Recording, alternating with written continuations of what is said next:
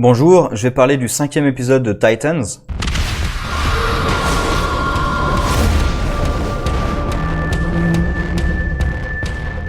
Alors déjà, faut que j'avoue, j'ai mis un bon moment à regarder l'épisode parce que j'en ai un petit peu marre en fait de cette série. Et l'épisode me conforte dans cette idée-là parce que l'épisode s'appelle Deathstroke. Je m'attendais quand même à voir du Deathstroke et pas tant que ça, et ce que j'en vois est pas génial. Donc globalement en fait, je vais résumer les problèmes de cet épisode, mais c'est un peu les problèmes de toute la série là, de plus en plus, je trouve. Alors peut-être que j'ai un mauvais souvenir de la saison 1, mais je me souvenais pas que c'était à ce point. Parce que je me souviens que au fur et à mesure, je m'étais décroché de plus en plus, mais je me souvenais plus que c'était à ce point. Bon, déjà il y a la teinte sombre en permanence qui est un peu pénible, mais ça bon, c'est un choix esthétique, bon pourquoi pas, et puis ça peut cacher certains défauts des costumes ou des trucs comme ça, bref, peu importe. Mais c'est extrêmement lent, avec des discussions entre les personnages qui pour moi n'ont aucun intérêt, qui mènent nulle part. C'est même pas on fait évoluer les personnages, on fait évoluer l'équipe. Je trouve que ça n'a quasiment aucun intérêt, et c'est lent au possible, ça traîne la patte. Ce qui se passe, il se passe pas grand chose en plus avec Deathstroke et compagnie. Là, il se passe vraiment pas grand chose dans l'épisode. Il a capturé Jason, ils font un échange de prisonniers. L'échange est foireux, mais ça, tout le monde le savait. Deathstroke savait qu'il allait pas donner Rose. Bref, tout le monde le savait d'avance. Et voilà, Deathstroke s'enfuit et on finit sur un cliffhanger avec Jason qui tombe dans le vide. Bon, je sais pas si Jason va vraiment mourir parce qu'il y a Starfire juste derrière. Est-ce qu'elle va pas se mettre à voler pour le secourir? Ou Dick aussi, il a pas amené son matos. Enfin, ça aussi, ils viennent sans costume. Il prend un gilet pare-balles, il prend pas de matos, quoi que ce soit. Donc je me demande s'il y a peut-être quelqu'un qui va venir secourir Jason au dernier moment, vu que ça cut là-dessus sur sa mort. Donc j'ai un peu de mal à croire qu'il va mourir, mais ça collerait avec le personnage de Jason Todd dans les comics, qui meurt. Bref. Il y a pas mal de soucis, notamment il y a le fait que Deathstroke, on sait toujours pas vraiment quel est son lien avec l'équipe. C'est-à-dire qu'on sait qu'il a tué Garth, mais déjà on sait pas pourquoi il a tué Garth. On sait pas si c'était lui la cible ou quoi que ce soit.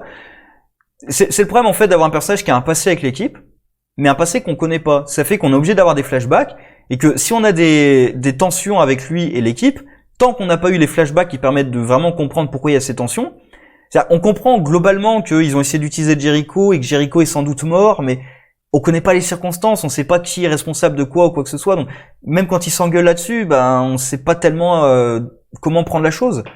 Est-ce qu'ils ont raison de se trouver responsables? On sait pas du tout. Est-ce que Deathstroke a raison de les accuser? Voilà, il y a aucun moyen de savoir précisément qui a plus ou moins raison, comment les torts sont partagés. Bon, s'il y a des trucs un peu chiants, par exemple, à la fin, ils vont pour tuer Deathstroke. Déjà, ça me dérange un petit peu d'avoir un Dick Grayson qui est prêt à tuer sans vraiment hésiter. À la limite, un Batman qui tue, ça me dérange moins qu'un Dick Grayson qui tue, en fait.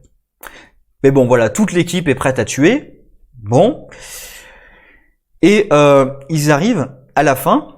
Starfire attaque Deathstroke par surprise. On a vu, dans cette toute première scène de la série, qu'elle pouvait cramer tout le monde dans une pièce. Et ne laisser que des cendres. Là, elle arrive par surprise sur Deathstroke, alors qu'il menace de tuer Jason et Dick, et elle le bute pas instant. Je sais pourquoi, parce que c'est le grand méchant, il faut qu'il reste en vie. Mais sérieux? Et il y a même plusieurs moments dans le combat, tu dis, mais juste crame-le en fait. Parce que son armure, elle peut peut-être résister au choc d'une explosion, mais si tu le crames, il est cramé.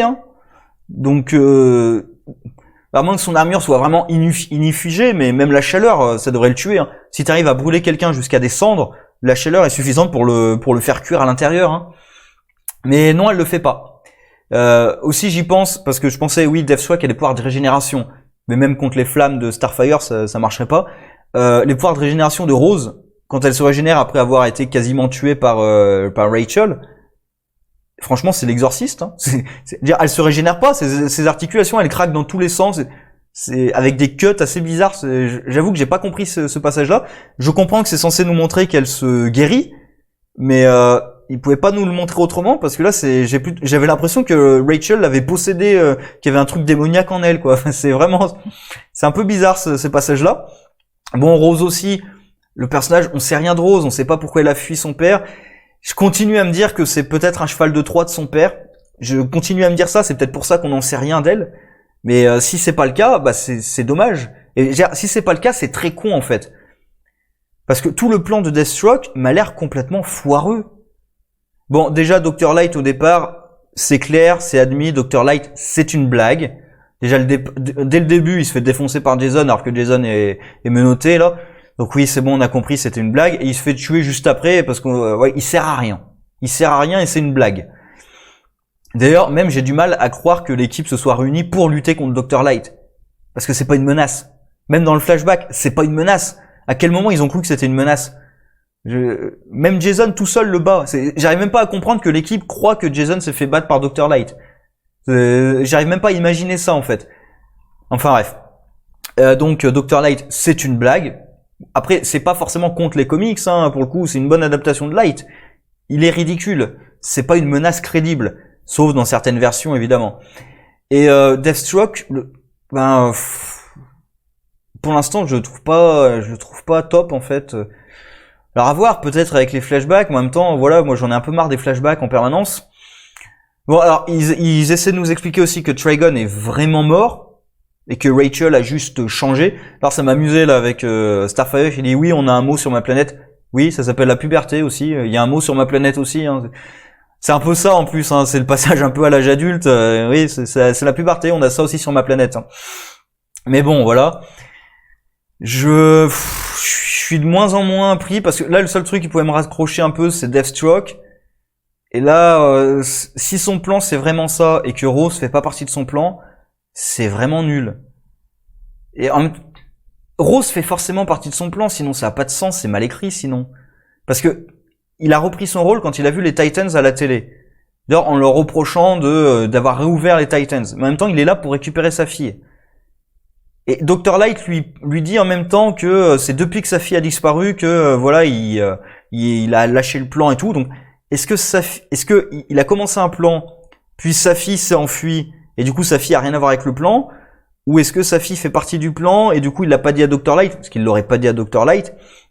C'est voilà, c'est pas clair, il manque des informations. Après, s'ils retiennent des informations pour faire des révélations, c'est très bien. Le problème, c'est que moi, il me manque des informations pour que je sois investi en fait dans ce qui se passe.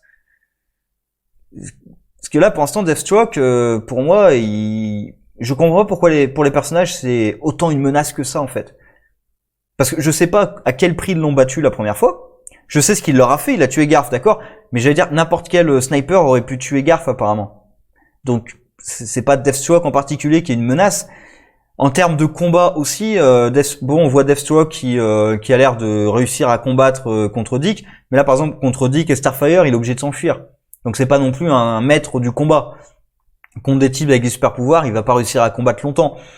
Donc pourquoi est-ce que c'est une telle menace? Dans les comics, je sais pourquoi c'est une menace. Je sais pourquoi je devrais croire que c'est une menace. Mais dans cette série, Dr. Light, on a essayé de le présenter comme une menace. Il était ridicule.